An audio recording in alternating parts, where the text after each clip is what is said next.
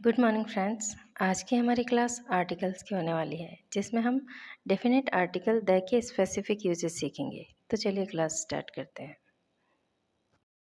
तो अब तक हमने सुपरलेटिव डिग्री के साथ द आर्टिकल लगाकर देखा है, जैसे the most beautiful girl, the best student, इस तरह से। और हमने कंपैरेटिव डिग्री के साथ भी द आर्टिकल लगा के देखा, जैसे the better of the two options, the more beautiful of the two sisters. तो क्या पॉजिटिव डिग्री के साथ भी आर्टिकल द आएगा? तो एडजेक्टिव एक ऐसा वर्ड है जिसे नाउन की ज़रूरत होती है। यानी जैसे अगर हम लिखते हैं गुड, तो इसके साथ हमें नाउन भी लिखना होता है, जैसे good boy, good girl, good man, good women. तो एडजेक्टिव के साथ हमें नाउन की ज़रूरत होती है। जब इसके साथ कोई नाउन नहीं आता तो ये पूरा मतलब कन्वे नहीं करते हैं। तो कभी कभी हम क्या करते हैं, रिच जैसे एडजेक्टिव के साथ द आर्टिकल लगाते हैं, तो बन जाता है द रिच। तो द रिच का मतलब हो जाएगा रिच पीपल, यानी सारे अमीर लोग। तो अगर हम एडजेक्टिव की पॉजिटिव डिग्री के साथ द आर्टिकल लगाते हैं तो वह एक प्लूरल का नाउन बन जाएगा और उसका मतलब लोगों से होगा। तो द रिच यानी द रिच पीपल।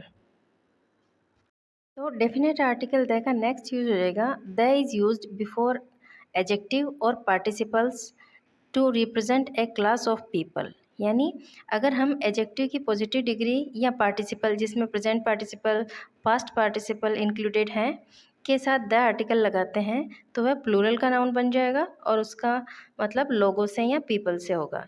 इसको एग्जाम्पल के थ्रू समझते हैं। जैसे ये एडजेक्टिव है ऑनेस्ट, इसके साथ हमने द आर्टिकल लगाया तो इसका मीनिंग हो जाएगा ऑनेस्ट पीपल। यहाँ पे पीपल नहीं लिखा है, पर अगर इस एडजेक्टिव के साथ हमने आर्टिकल लगा दिया, इसका मतलब हो जाएगा ये नाउन, जो पीपल नाउन है वो अंडरस्टूड है। अब यहाँ पे द ऑनेस्ट का मतलब है ऑनेस्ट पीपल। वैसे ही वाइस एडजेक्टिव है, इसके साथ भी हमने द आर्टिकल लगाया तो यहाँ पे जो नाउन है पीपल वो अंडरस्टूड हो जाएगी और द वाइस का मतलब हो जाएगा वाइस पीपल। उसी तरह से ये भी एडजेक्टिव है, एडजेक्टिव की पॉजिटिव डिग्री है, इसके साथ भी हमने द आर्टिकल लगाया है तो इसमें भी नाउन पीपल है वो अंडरस्टूड है। तो द ब्लाइंड का मतलब हो जाएगा ब्लाइंड पीपल। हमें वहाँ पे द ब्लाइंड पीपल लिखने की ज़रूरत नहीं होगी, द ब्लाइंड लिख देंगे तो भी उसका मतलब ब्लाइंड पीपल से ही होगा। उसी तरह से द डाइंग, तो ये क्या है, ये पार्टिसिपल है। वर्ब की फर्स्ट फॉर्म में जब आईएनजी जुड़ता है तब प्रेजेंट पार्टिसिपल बनता है और ये भी एडजेक्टिव का काम करता है। तो यहाँ पे द प्लस डाइंग, तो इसका मतलब हो जाएगा डाइंग पीपल, यानी मरने वाले लोग। उसी तरह से इंजर्ड, ये पास्ट पार्टिसिपल है, वर्ब की थर्ड फॉर्म होती है, उसको पास्ट पार्टिसिपल कहते हैं। तो पास्ट पार्टिसिपल के साथ भी अगर डेफिनेट आर्टिकल द का यूज़ करते हैं तो उसका मतलब भी होगा इंजर्ड पीपल। तो ये जो प्रेजेंट पार्टिसिपल और पास्ट पार्टिसिपल हैं, ये एडजेक्टिव का काम भी करते हैं, इसलिए हम इनको यहाँ पे एडजेक्टिव मान रहे हैं। और इनके साथ अगर हम डेफिनेट आर्टिकल द लगाते हैं तो इसका मतलब भी पीपल से हो जाएगा। तो द डाइंग यानी डाइंग पीपल, द इंजर्ड यानी इंजर्ड पीपल, वैसे ही द वुंडेड यानी वुंडेड पीपल। तो ये तो पास्ट पार्टिसिपल है वर्ब की थर्ड फॉर्म, और वर्ब की फर्स्ट फॉर्म में जब आईएनजी लगता है तो प्रेजेंट पार्टिसिपल बनता है। प्रेजेंट पार्टिसिपल और पास्ट पार्टिसिपल ये दोनों ही एडजेक्टिव का काम भी करते हैं। और जब ये एडजेक्टिव हैं और इनके साथ हमने डेफिनेट आर्टिकल लगा दिया तो नाउन अंडरस्टूड हो जाएगी। The dying means dying people, the injured means injured people. तो इस तरह से अगर एडजेक्टिव की पॉजिटिव डिग्री या पार्टिसिपल के साथ द आर्टिकल लगाते हैं तो वह भी प्लूरल का नाउन बन जाता है और उसका मतलब होता है, उसका मतलब पीपल से होता है, यानी द वाइस यानी वाइस पीपल, उसका मतलब लोगों से होता है। अब इसके एग्जाम्पल हो जाएंगे the rich should help the poor, यानी जो अमीर लोग हैं उनको गरीब लोगों की मदद करनी चाहिए। यहाँ पे एडजेक्टिव है रिच, इसके साथ में लोग या पीपल नाउन तो नहीं लिखी है, पर क्योंकि इसके साथ हमने आर्टिकल लगा दिया इसलिए इसका मतलब हो गया नाउन जो है वो अंडरस्टूड है। तो द रिच से मतलब हो गया रिच पीपल, द पुअर से मतलब हो गया पुअर पीपल। उसी तरह से 30% post are reserve for the disabled, तो डिसेबल्ड के साथ कोई नाउन नहीं आ रही है, ये एडजेक्टिव है, पास्ट पार्टिसिपल है जो एडजेक्टिव का काम कर रहा है। इसके साथ भी अगर आर्टिकल आ गया तो यहाँ पे जो नाउन है पीपल वो अंडरस्टूड है।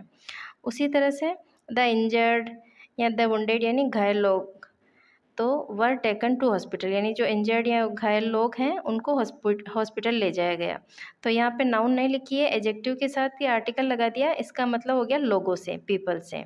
तो एजेक्टिव की पॉजिटिव डिग्री या फिर पार्टिसिपल, जिसमें पास्ट पार्टिसिपल और प्रेजेंट पार्टिसिपल, इनके साथ अगर डेफिनेट आर्टिकल द लगाते हैं तो इसका मतलब हो जाता है लोगों से, पीपल से। तो द ऑनेस्ट आर रिवार्डेड, तो इसका मतलब हो जाएगा ऑनेस्ट पीपल आर रिवार्डेड। उसी तरह से यानी जो ईमानदार लोग हैं उनको सम्मानित किया गया। उसी तरह से द ब्लाइंड कांट सी, यानी जो अंधे लोग हैं वो देख नहीं सकते, तो द ब्लाइंड यानी ब्लाइंड पीपल। तो हमने सीखा कि यदि हम एजेक्टिव को प्लूरल नाउन की तरह यूज़ करना चाहते हैं तो उस एजेक्टिव के साथ द आर्टिकल लगाते हैं और फिर वह एजेक्टिव नाउन प्लूरल नाउन की तरह बिहेव करेगा। यानी एजेक्टिव की पॉजिटिव डिग्री के साथ द आर्टिकल का यूज़ करते हैं जब हमें बात करनी है लोगों की या पीपल की। तो अब कभी कभी हम एक सेंटेंस में सिंगुलर कॉमन नाउन यूज़ करते हैं और उस सिंगुलर कॉमन नाउन की मदद से हम उसकी जो पूरी क्लास है, जो उसकी जो पूरी जाति है, उसकी विशेषता बताते हैं। तो नाउन हमने एक काम में लिया और बात हम पूरी क्लास की करते हैं, तब भी हम क्या करते हैं, उस कॉमन नाउन के आगे द आर्टिकल का यूज़ करते हैं।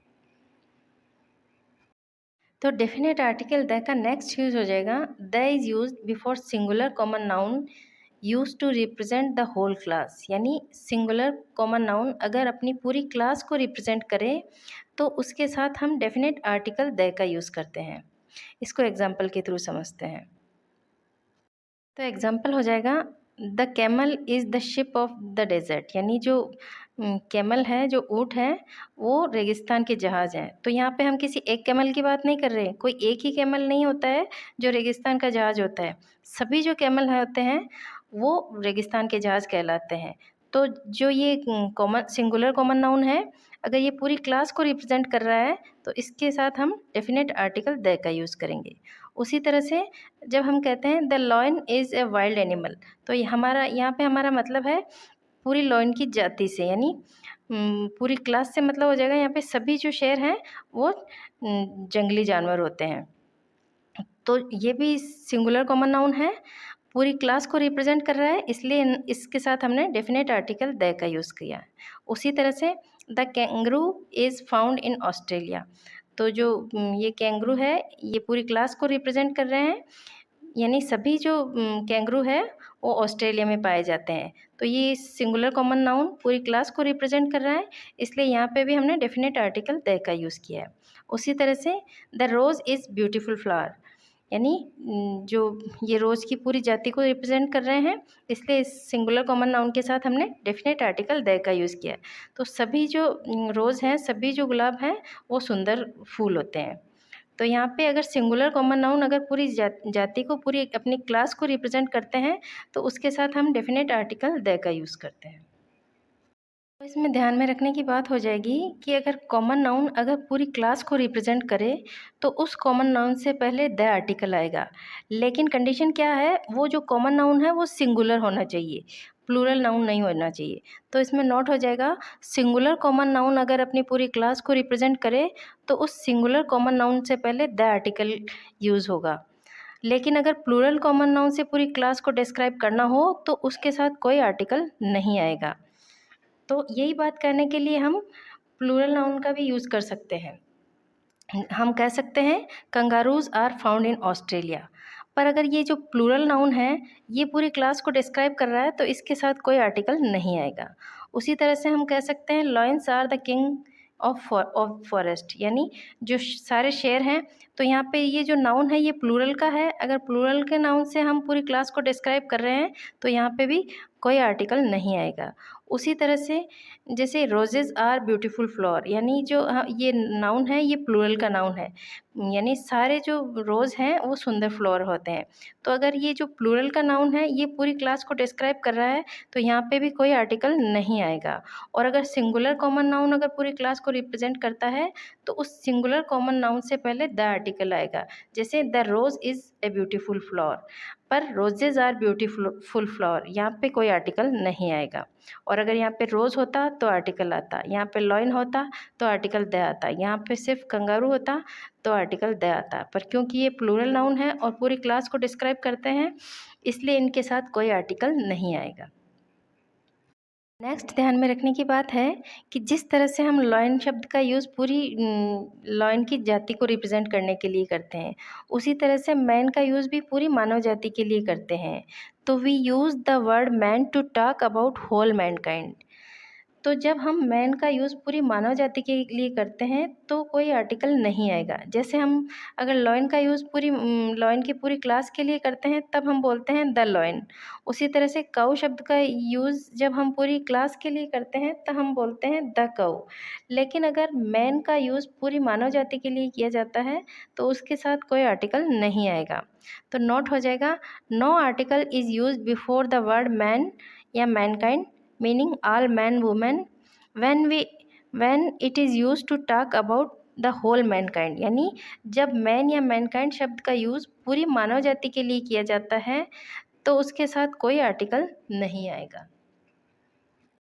तो जब हम कहते हैं man is God's best creation, यानी जो मनुष्य है वो ईश्वर की सर्वोत्तम रचना है, तो जब हम ये जो मैन शब्द है पूरी जाति को रिप्रेजेंट कर रहा है तब इसके साथ कोई आर्टिकल नहीं आएगा। उसी तरह से मैन इज़ मॉर्टल, यानी मनुष्य नश्वर है, तो ये मैन शब्द पूरी जाति को, पूरी मनुष्य जाति को रिप्रेजेंट कर रहा है, जिसमें मैन और वुमेन दोनों ही आते हैं, उसके लिए ये आया है मैन वर्ड, तब उसके साथ कोई आर्टिकल नहीं आएगा।